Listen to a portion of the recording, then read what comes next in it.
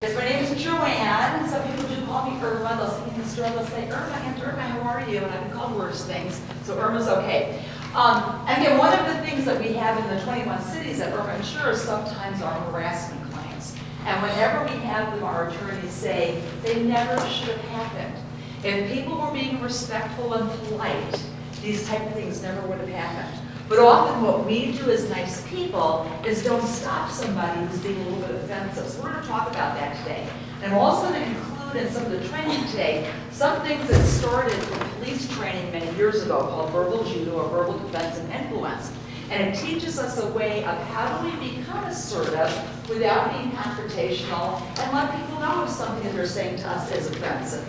Because it's really up to us to make sure that we come to the city and get our job done and do it in a way where we're not harassed by somebody else or we have a coworker who's not being, we're taking care of them so they're not being harassed as well. So we're going to talk a little bit more about that in a minute. But kind of the bottom line of all of this comes down to being really nice to everybody, to a wide group of people, whether they're people that would be in your immediate circle as friends or not. Once we decided we wanted to work for a public entity, we said we would work for a wide variety of people. It didn't matter what type of backgrounds they had. And we got to be nice, and the importance of being nice cannot be overstated. I was talking to some of my cops the other day in one of my cities about being nice, and some of this verbal defense and influence stuff I'm going to share with you.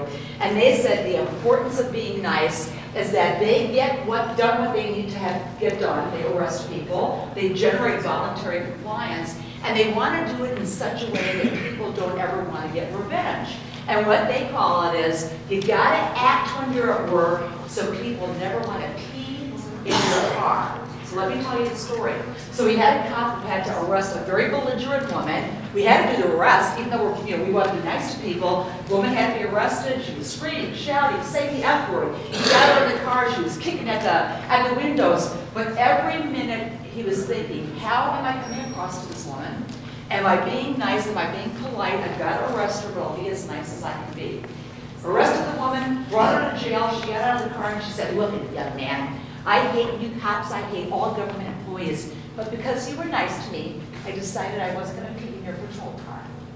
And you know what? That's a good day. When we get the things done we need in a city, but we don't have somebody kicking our patrol car, right? We don't want somebody wanting to get revenge or being a difficult person. So we have to be a little bit different when we work for a public entity. Working for government is different than working for Walmart or Kimball Roofing. People care more about how we act. We can end up on the 10 o'clock news when people that work for non-government entities is doing the same things don't have some of the same issues. So we're going to talk a little bit about the harassment, customer service, how do we act with each other as co-workers and around our citizens. So a lot of it is being nice. The other story I need to tell you, West Valley City PD. I was talking to them about some of these concepts, and they said they had a robbery there not long ago when the banks was robbed. And when they asked the bank robber, why did you choose that bank to rob? There were 3 on the corner. You chose one to rob. He actually said this just a few weeks ago. I cased out all 3 banks. 2 of them I walked into, people looked at me and said, hi, welcome to our bank. The one I robbed, people didn't even look at me and say hello. So being nice to each other is huge. It's huge how we treat each other and how we treat our citizens and how people look at us. So a lot of what we talk about today, again, is being that. And again, so we're going to talk a little bit about verbal defense and verbal influence. I'm going to give you the skills to be nice to people that you normally wouldn't choose as your best friends. Because that's kind of what we're paid to do.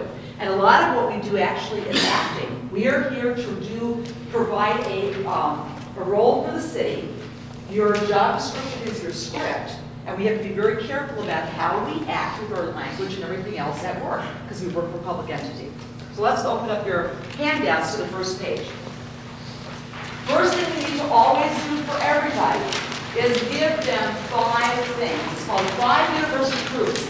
And it doesn't matter what gender you are, what generation, what personality. And I talk to folks a lot about there are differences in genders, in personalities, in the generations. But regardless of any differences, there's also 102 or 103 cultures that we deal with in the state at any given time. It doesn't matter. For everybody in the state, here's what they want, and here's what we're supposed to give them. This is our gift to each other as co-workers and to our citizens. Number one, all people want to be treated with dignity and respect. So write that down, fill it in blanks. All people want to be treated with dignity and respect. Anybody need pens? Give me some extra pens. Put these pens in here. And when we say all people need to be treated with dignity and respect, we're not saying that they have to earn your respect. As a public servant working for a government entity, again, that's going to be our gift to each other as a citizen. Whether they really deserve it or not, it doesn't matter. We're going to treat them with dignity and respect. Number two is all people want to be asked rather than told. All people want to be asked rather than told to do something. You know, you would prefer that as well. Instead of me coming up and saying, hey, you're going to do such and such, instead I say, hey, what do you think about doing X, Y, or Z? We've kind of forgotten sometimes the common courtesies that we should be extending to each other. So number two is all people want to be asked rather than told. Number three, I want you to change one word there for me. It says all people want to be, I want you to write the word informed. Informed. And in a blank, you're going to put the word why. We've got to tell people why they're being asked to do something. Really think of this when we think of customer service and getting along with citizens.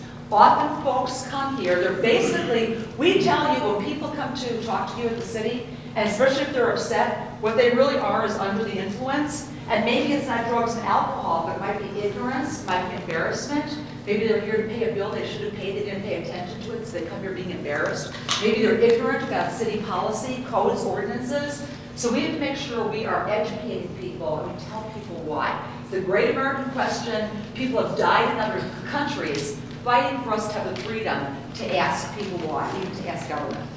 Number four, all people want to be given options rather than threats. All people want to be given options rather than threats. And the big one is number five. And here's our gift to each other as co-workers and to all of our citizens, even those citizens that come in that are under the influence of rage, ignorance, fear, embarrassment, whatever.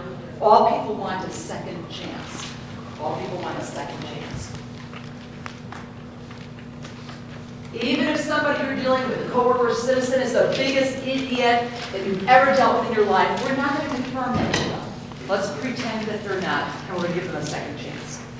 So, all right, so I'm telling you, we got to do all this stuff for each other. We got to do this for our citizens, and sometimes it's very difficult to do this.